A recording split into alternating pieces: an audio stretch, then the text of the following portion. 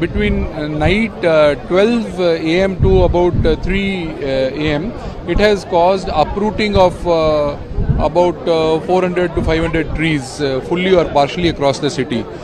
We had actually been preparing for the cyclone in a big way, and we had actually already cut the branches of more than 15,000 trees across the city, which actually prevented a big tree fall in the city.